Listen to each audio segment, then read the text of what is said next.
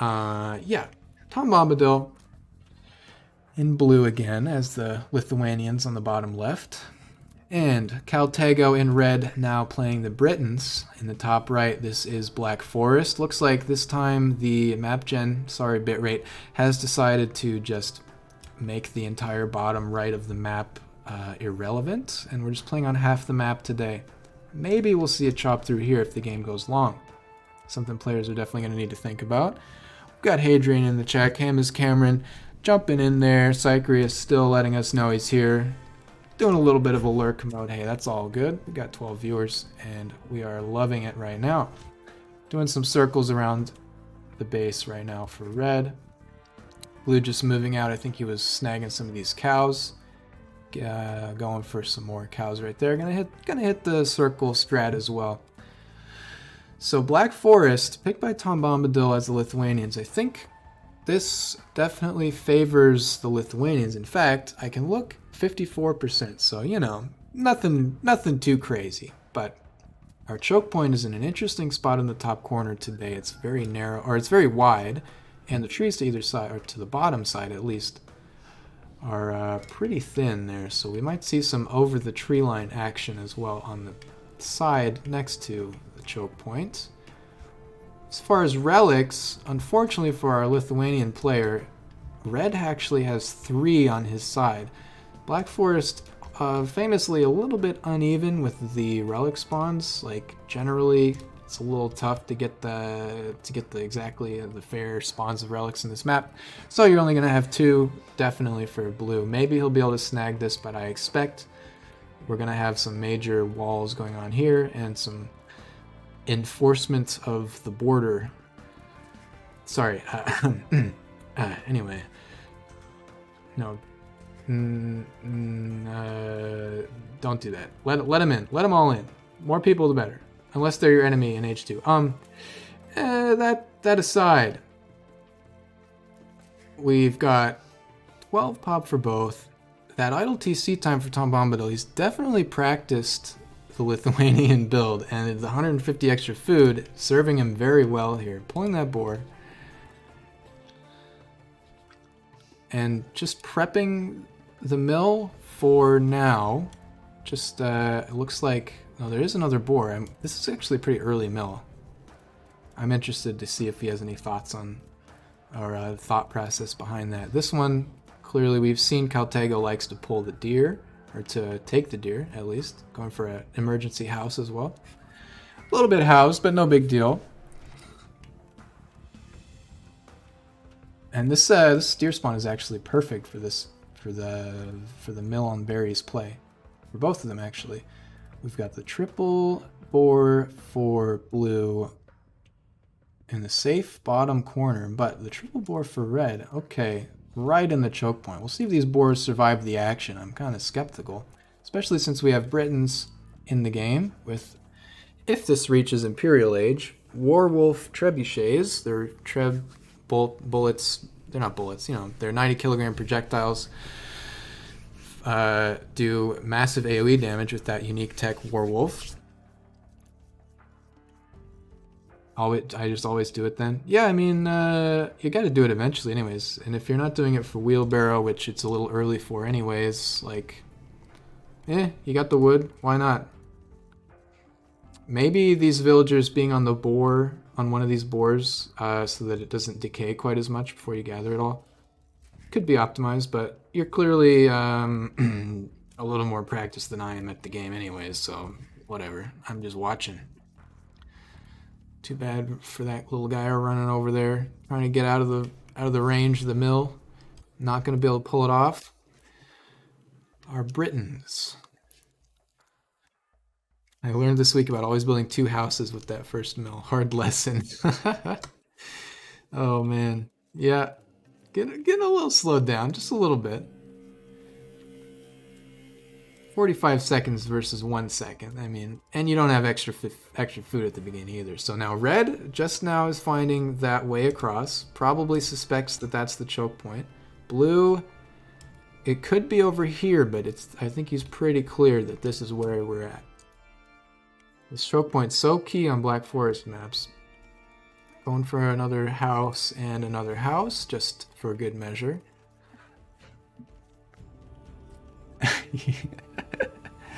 You didn't have to read off the 45 seconds. Oh, it's so embarrassing. 45 seconds of idle TC time at 9 minutes. Have you watched these games? Do you know our standards? Oh, I guess in the real world, maybe there are other standards, but that's definitely still playable. Oh man. 2 on gold right from the start for TomBombadil. I think this is... So, if I'm not wrong here, this is part of why the feudal age time is a little bit slower for a fast castle build. You want to have those gold miners already working as early as you reasonably can, because then the castle age is faster after feudal, obviously. A lot of in-depth, well worked out strategies here in this game at play. We have a forward Vil now for red and blue, both moving to wall at the same time. He's trying to get these boars. We'll see who gets this first. I think Taygo might be going. Okay, I'm interested to see how this pans out between the two.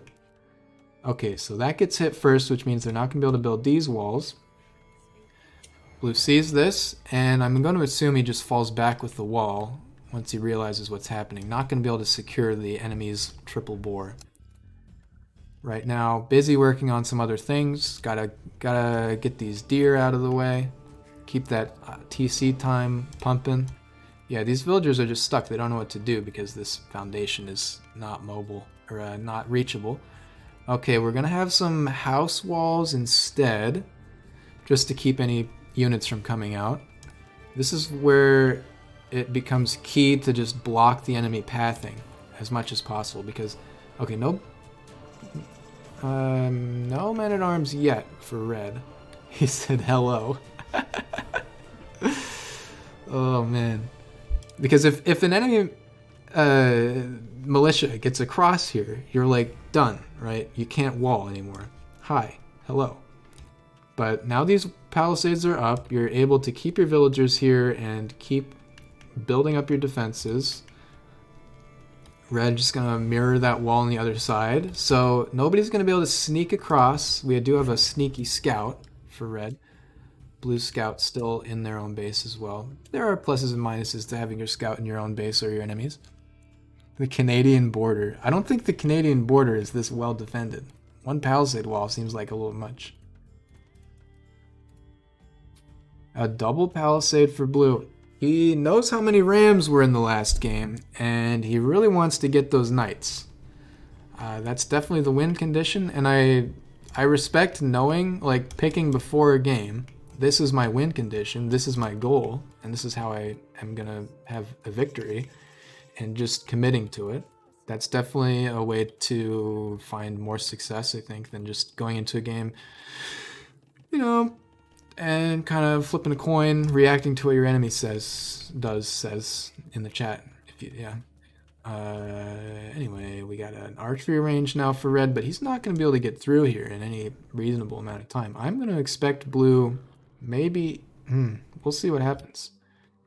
He's already halfway up to castle age at 15 minutes. Very respectable. Red kind of now stalled out a little bit. He's got enough. Okay, I think I see the strategy from red. The situation here is enough resources for castle, but not the right buildings. So we're going to get a blacksmith and a market at home, and we're going to get an archery range, which I believe also fulfills that role. And then he's going to click as fast as possible to get the siege out. But blue is one step ahead of him, and still a little light on the food for knights, or even for light cav. A lot of wood, I guess that's for stables, obviously. Unless something changes here. And for more palisades, possibly, who knows. I think 2 is maybe enough for now. TCs! Oh, we're going second TC. Fast castle into second TC. I like that play. Maybe even a third at this point. I think he has enough resources for it. But again, you're going to need a lot of food in order to support the villager production. It's evening out. It's getting up there. I like looking at the resource bar and being able to like predict what somebody's doing with it because they have a plan that you can read a little bit. That's a lot of fun. Okay, Castle Age coming up for Britons. That's a fat gold mine right there. Look at that. 7 big tiles right next to the base. Fine wood. Taygo going for probably prepping the siege right now. And there's the 3rd TC on that stone on the wood. Maybe thinking about doing a little sneaky chop right there. Who knows? I guess we'll find out in 45 minutes when they finally get through there. This is a nice rear town center, protecting the gold line and the gold mines and the wood. Okay. So as I misannounced as previously, after this set, be there the final game or one more after, we're gonna switch to Age 4 for 2 sets. Have a little bit of a change up. But for now, we're still in Black Forest Classic Age of Empires 2. Going on the stone with that, with those fills for now. I think that's just automatic. Yeah. So if you didn't know, if you don't shift click them after they're done building a town center, the villagers will just go automatically to whatever the nearest resource to them is. Thank you, T90 Fat Slob game that I watched this week. It's not an insult, that's a username, by the way. Okay, so this scout is still getting good vision. Taygo very good at keeping that information up to date and going for the 2nd town center himself. I think he sees, not yet, he doesn't see that 2nd TC or 3rd from blue, but it's a good move either way. I think shift queuing is, correct me if I'm wrong, but always been a thing in Age. It's maybe become easier to use. Never did that with Vils back in HD. I know I do it all the time in Age 4, okay, but I'm pretty sure it's always been a thing in Age of Empires 2. Any other gamers in the chat can chime in and let us know. Got some farms, plenty of farms for blue. This is great to see. Now he's taking his time. Now this is what blue wants. Last game didn't quite work out like he wanted. This game, we're gonna be able to take our time, get into like the 30-minute range, start making knights, get up to a good healthy number of knights, and then siege our way through here. Red still though, adding stone walls. Not just gonna let him through. And all 3 of these town centers are producing villagers constantly. I love that. Ooh, we've got a long distance. This is a beautiful town center spot. Gold and the stone, surrounded by trees, so you're not going to have to lumber camp that for a while. The relic is just there, hanging out. But the 3rd TC there for red. Yeah, constantly producing. You can see what's producing the units. With this unit bar, the number on the top left corner is the units that are being produced. The bottom right corner is the units that exist in the world already. And these dots, I can actually click on each one and it will take me to the building. But each of these dots represents a different production building. And I think they fill up the more produced or the more like completed the unit is, which is really cool. So now we can see red is producing out of 3 town centers as well. Blue gonna need to requeue those, but that's just because we have a bird's eye view. That idle TC time though, looking pretty good for Taygo. How does the tech tree work? So I think this just has some selected important technologies that the developers of Capture Age decided were things that we needed to always have on. So it doesn't have all the techs, but it has the ones that kind of matter the most, I guess. Each like little box is 1 tier. So like you see that one will go up here. Now we know we got the 2nd tier of chopping for red bow saw, but we don't have like the unique techs or some of the other ones like the Oh, he doesn't have one yet. Siege Workshop tax or whatever. Okay, 4th town center. This is just a full boom game. Britons, of course, everybody knows this.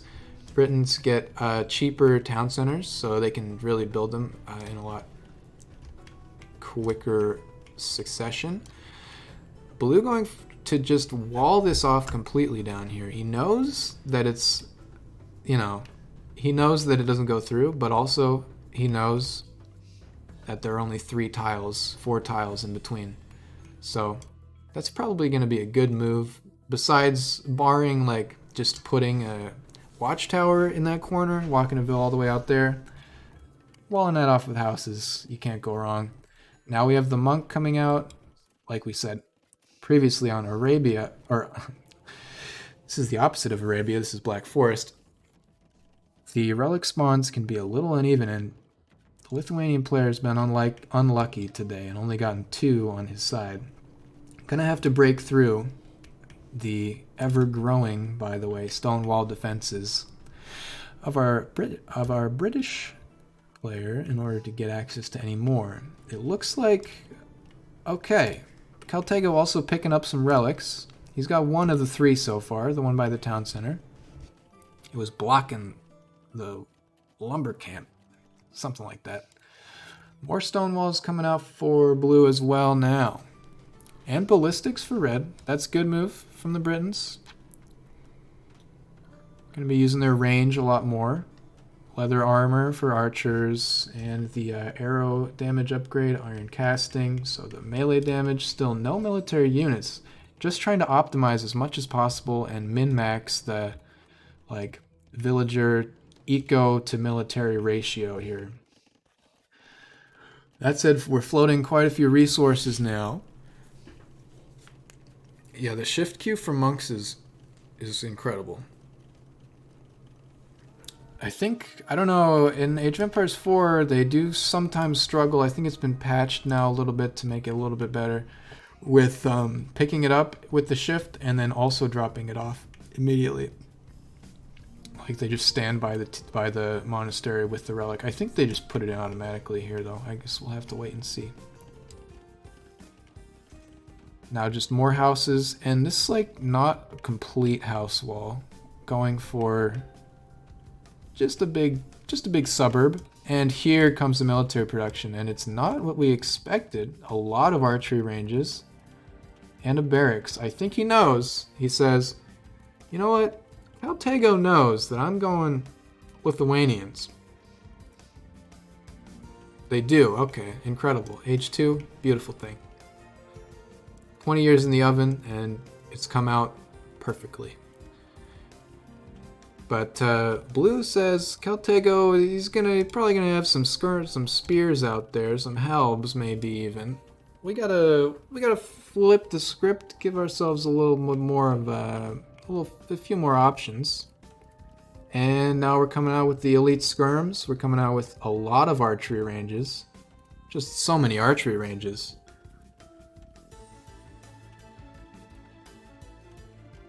Will I though? Yeah, you got the longbows, but like, are longbows good against knights? Maybe they are, because they can outrange them and they have to gap close a lot more. The knights do. Okay, he's never heard of the Lithuanians. They're too new. This guy is old school. He's back in the Age of Empires before the Age of Kings expansion. Before the Conquerors expansion. He's playing Age. Skirms to counter the longbows. That's what the ranges are for, and I like that. I'm glad that you brought that up. I see it now. I was blinded before, but now I see. We're going all in on skirms. We got thumb ring. We got some defensive university upgrades on masonry. We're going archer. Okay. And he needed to build the barracks because he hadn't built any military buildings yet. And in H2, military production buildings are locked until you build a barracks. Incredible. This guy's in a hot tub and he's watching. That's the life. Score right now, Pretty even. TomBombadil with a bit of an advantage and a eco advantage too, a villager advantage. Even though we have 4 TCs for red, do you want me to read out that idle TC time? Probably not. I'm not going to, but it's on screen. If you're not watching on a big screen TV, you can see that as well. You hate to see it. So, no stables yet. I guess, I mean, from either player, no production. I think they both want to read the enemy, and they both want to boom like as hard as possible to 200 pop if possible. 2 castles, double castle for red. And there's the outpost.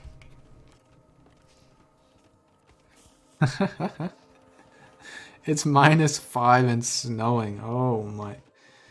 Yeah, nice. I put on a sweater when it's like 71 out, so more power to you.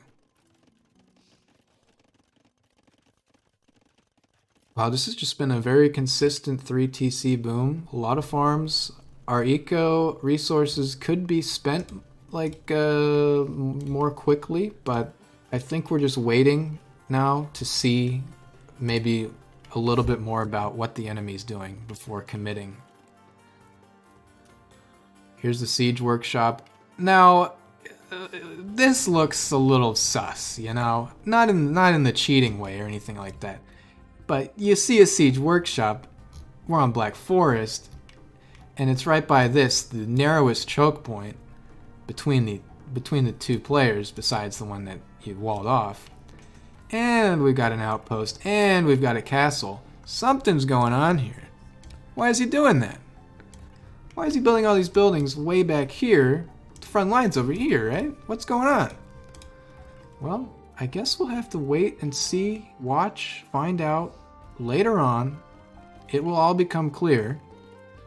These villagers just chopping away their heart's content. Castle, researching conscription, which you'll see, I guess, is not important enough to go up here. I think these are just like the tiered techs, plus bloodlines and ballistics because they're so important. They're so big. Tower shields is gonna give. Oh, I read this week even. I think it's gonna give the. I think melee infantry more archer armor. Let me know. I'm definitely wrong on that. It might be giving all footmen, including range, more ranged resistance. Armor for skirms and pike. Oh, the trash. Oh, okay. Well, that's pretty good then. Good looking out, catching that with all these skirms that you're making. No stables. Still, we're going all in on elite skirmishers. This is not a play that you see in Age of Empires 2. Skirmishers, I feel like are pretty much only a counter unit or a trash war unit. Second castle going up here. This is what we're doing. Okay, no stables, but we got the latest coming out. The latest, of course, a unique unit, which means I have them up here. Cav that are strong versus armor. That's a good reminder for me, at least. They ignore armor, the latest. They just ignore all armor. So I think they have a fairly low attack, but okay, I mean, that's pretty good. But yeah, they just ignore all armor. I think they might be cheaper than Cav, than the Knights. Yeah, these skirms, oof. Gonna be hard countering the English. Britons, maybe, but we've got a whole mix of things coming out here. The Britons very good with their melee infantry as well. The man-at-arms line for those guys is solid. And obviously you're going to want these against the Lithuanians. I don't know if Taygo actually knows the Lithuanians or not. He's saying he doesn't. That might be true. But either way, it's a good move. He saw some knights in the last game, playing the same civ. Less gold, good for 1v1. Okay. That makes sense. I'm sure these guys deal with knights really well and man-at-arms as well. But they're cheaper, which means that you just want to make them anyways instead of knights, which is why we don't see any stables. Saving on the wood there as well. A lot of wood in the bank for, actually a lot of resources in the bank for our Lithuanian player. 95 villagers to 119. I had to study the DE stuff the last while. Yeah, I mean it's been very active. The devs, the game balance changes. Infantry is like super buffed now compared to where it was 3 or 4 or 5 years ago. A lot of changes. And I think it's in a really good place actually too. The only issue maybe being power creep with new civs getting better and better. We'll see if they nerf the Hindustanis. Here comes this. Okay, here we go. This is it. This is what we were talking about. And we're hitting them back with the Ram Ranch. Oh no. Alright. A lot of Latis, a lot of skirmishers. This is a good comp. You can tell he's decided, okay, I know what I'm good at. I know what I'm researching. These civs. This civ is good at these things, and I'm going to invest specifically in what I need. You can tell no scale mail armor, no infantry, so that's efficiently invested. And we have the onager cut through. But on the same... Oh, there it is. We just caught it. We just caught it on the last frame before it was built. Taygo decides, maybe I should check that out. There's a real narrow spot down there, and it's been very quiet from the other side. So he sees this, and he has no military units. 14 military units just started producing on his own with these longbows. Of course, we've got the skirms, the elite skirms, hard countering the longbows as long as they get in range. And we've got some emergency fortified walls coming up. We'll see if they get up in time, but these skirms are going to take down the villagers eventually. Yeah, not enough vills there. Skirms are too fast in, and 2 knights are going to cancel. They might get a hit on okay. Nobody's getting through there, but they can go around. And the houses are forfeit, as well as this pocket economy down here. We've got rams starting to come in. Fortifications are up for blue, so there's going to be no counter raid through that spot. I heard a loud banging when I was on my bottom TC. Oh, the sound effects of the... of the mangonel attacking ground on those trees. You're like, what is that? Is he doing some kind of industrial 21st century iron mining or something? No, it's a mangonel, and he's breaking his way through. I don't know if you knew, Taylor, that explains this outpost. I don't know, Taylor, if you knew, Taygo, my apologies, that onagers, without the siege onager upgrade, as of definitive edition, can actually cut through trees as well. So you don't need siege onager. Gives a lot more flexibility to a lot more civilizations. Yeah. It wasn't the rapture. There you go.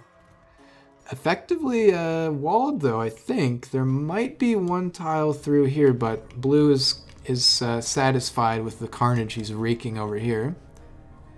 17 villager kills on these Latis.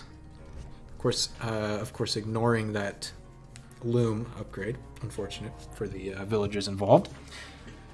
KD now 49-3 and only climbing. So it's going to take a miracle for red to be able to handle this. The halberdiers are the right move, but we're going to need maybe light cav that's microed away from the Latis to deal with these skirms. The archers are just completely counted out though, the longbows. I guess if you use them right, very carefully, you'll be able to handle it. Trying to go for the counter push. We'll see if he can get through there in time. The economy here gonna be enough to support some trash for a while. And I think he has 3 relics. Never mind. The monastery is dead. I think. Right? I'm not... Yeah. There was a monastery here. What, did the relics already get snatched? No. Oh, it's hiding in the wall. That's streamer vision. It happens. There are 3 relics and they're providing a trickle of gold, but it's not going to be enough, I think, to deal with all of these Latis. TomBombadil just sitting on thousands of resources that are just unused and unneeded right now, too.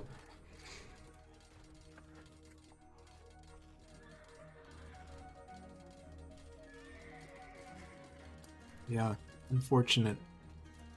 Stupid onagers. I thought I heard a weird banging noise. There you go. Still prepping with a lot of Trebs still prepping for this push through here, trying to maybe go for a base trade. But as it stands, the resources, while okay, not on his side, and decides to call it there. GG.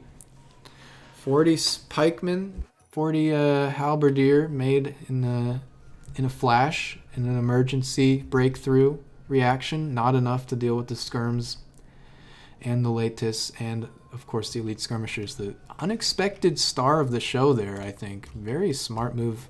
And again, showing that TomBombadil knows what to do against a lot of civs, knows what the meta is. Not that the Britons are exactly a mystery, but well played from definitely blue and also red. Good boom. Unfortunately, backstabbed by both the mangonels here, Black Forest, and the ever-evolving nature. Somehow, feels weird to say, the ever-evolving nature of Age of Empires 2, released 20 years ago.